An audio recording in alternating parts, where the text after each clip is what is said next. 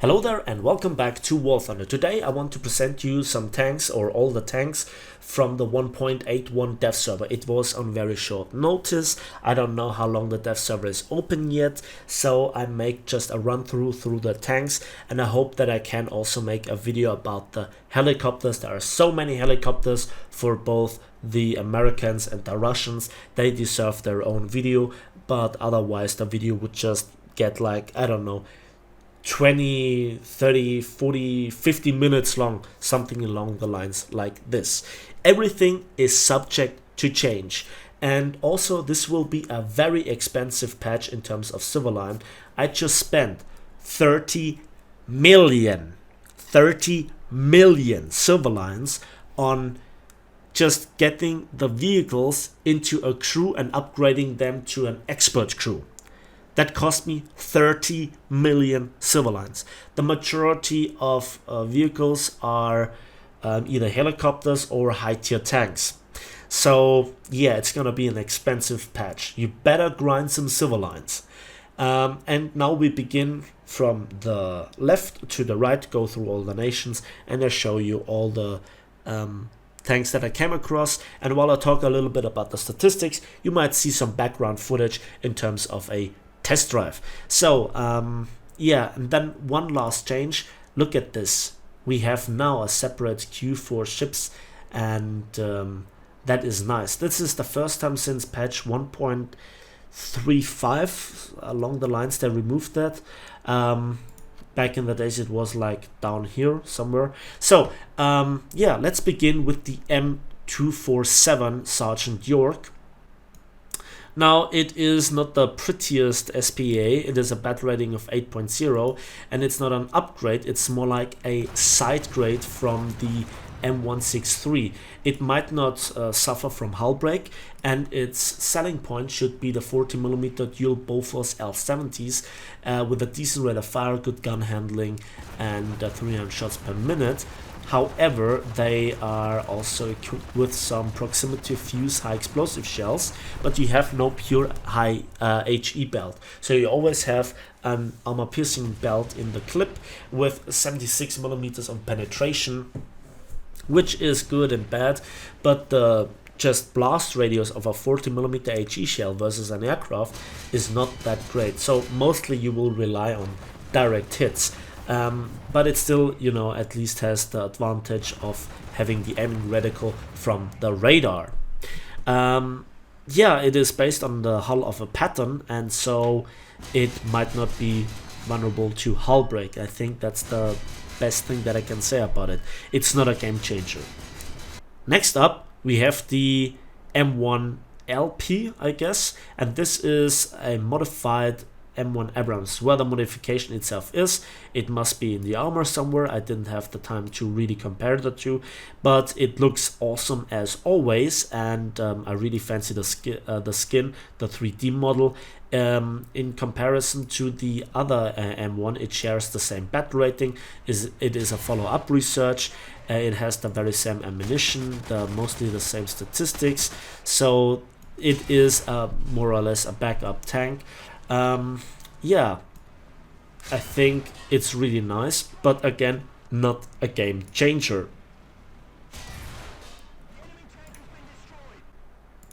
Then we come to Germany, and here we have the TAM, and this is practically, for all intents and purposes, a 9.0 light tank for the Germans.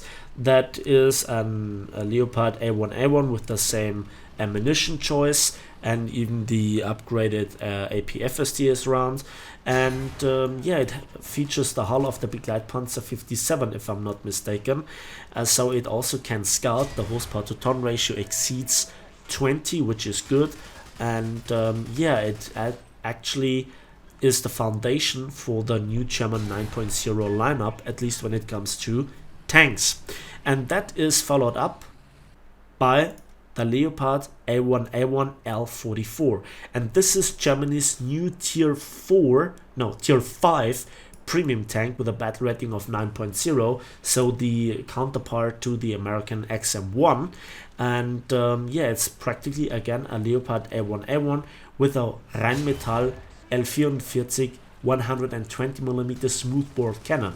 And on the stat card it says it has a reload rate of 5.3 seconds for an expert crew.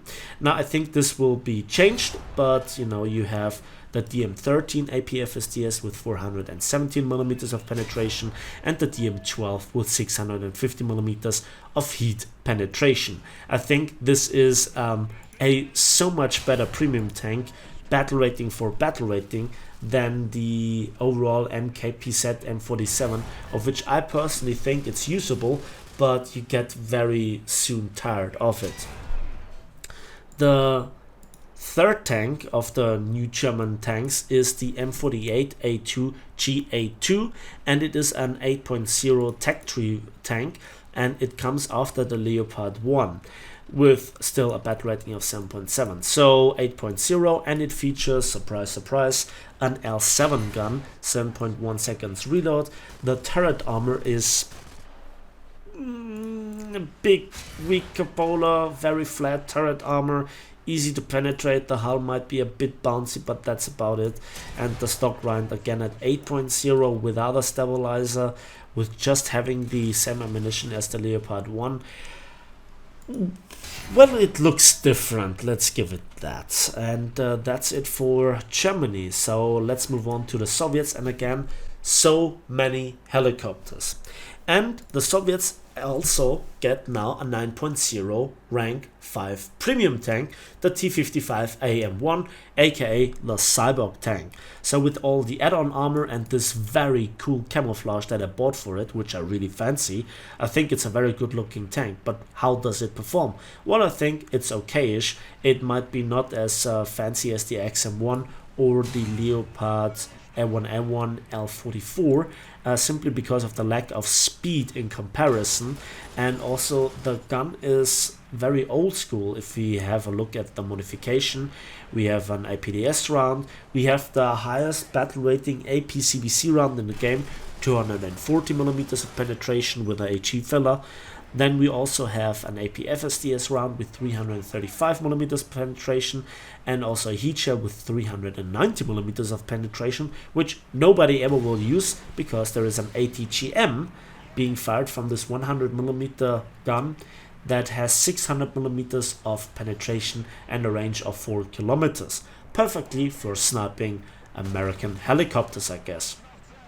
And it has 3 sources of smoke, which previously was a distinct feature of the M1 Abrams.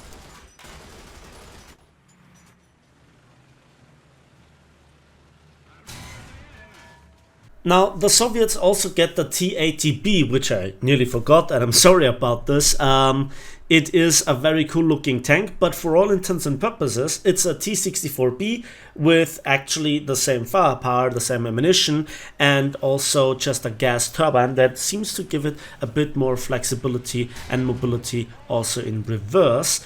The ammunition is 2 APFSDS, of which the 3BM22 has one of the highest raw penetration values with 475mm, much like the T-64B.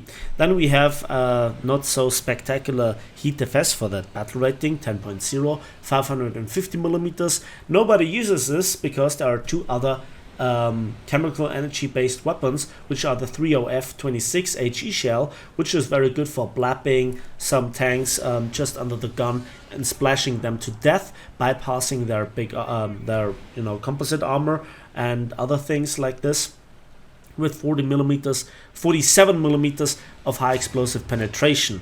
Or you use the 9M112 ATGM with 650mm of penetration that also has a range of 5 kilometers, again very smooth at sniping helicopters out of the sky. So there is that. But now we might come to the most funny tank for this patch, which is the BMP-2. Now this tank is hilarious because it is just simply fun. It continues the line from the BMP-1 and it's actually called the BMP-2.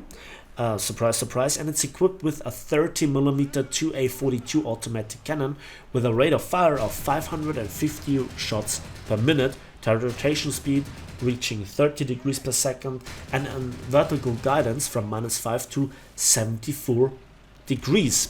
So that means you have the rate of fire and the damage output to actually act as SPA, and you also have 4 ATGMs called the Concours, which we know has 600 millimeters of penetration, and it further can spot and has 2 sources of smoke.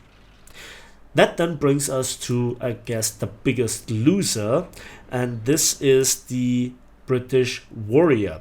Now, a quick reminder, with that performance, the BMP-2 has a battle rating of 7.7, which is really laughable, not just in comparison to the Begleitpanzer 57, which has a full battle rating higher, but it also is just really fun and straightforward and fast, and the 30mm makes just well, the memes just write themselves.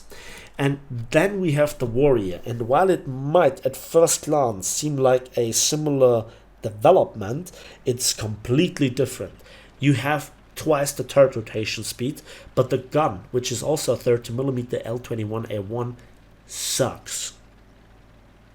It really sucks. It also has 2 times the amount of ATGMs, but it also has armor, side armor of 70mm, but it still is the first British light tank, so it still might be susceptible to hull break, and then all the armor of 70mm and 44mm, 38 and so forth, it's just for nothing, I guess. And the rate of fire, the damage output, it's abysmal. So while the BMP-1 has with the 30mm APDS rounds 100mm of penetration, with the Warrior you're looking at 110mm, and therefore you have a battle rating of 8.7. While on paper you have better mobility, it doesn't really feel better, and it certainly is a bit more clumsy when it wants to come around the corner. So I'm not quite sure about this one. Again, the BMP-2 seems to be the winner of this patch.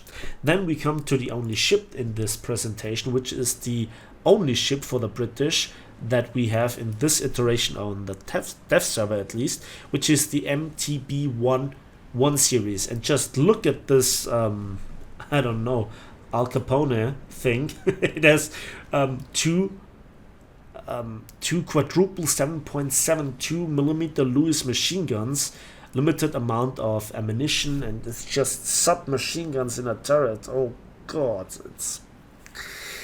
it's just painful to look at it. It's a meme by itself. Yeah, and 2 18-inch torpedoes. That's it for the British. There is nothing new for the Italians and the Japanese as far as I'm aware, and that brings us to the last tank, which is the Char 25T. Again, I really like the look of it. Now, it has a 90mm SA-45 cannon with a 7-shot autoloader, if I'm not mistaken, and yeah, at battle rating 6.7, it's not the shiniest of the light tanks, but it certainly will do the job. So you have a 90mm with, how much is the penetration? Yeah, the 90mm obus de rupture has 193mm of penetration. So you better watch out for T-29s, Tiger 2s. You must carefully aim. It's best used for side shots. It can scout, but it has no stabilizer. The rate of fire is not dramatic with 6.7 seconds. You have to reload, just 6 degrees of gun depression. And it's a big tank, it's a huge tank, and the horsepower to ton ratio is just under 20. So I'm not quite sure. Also, it has neutral steering, and if you want to drive in reverse, it just needs a moment to speed up, a moment too long for my taste.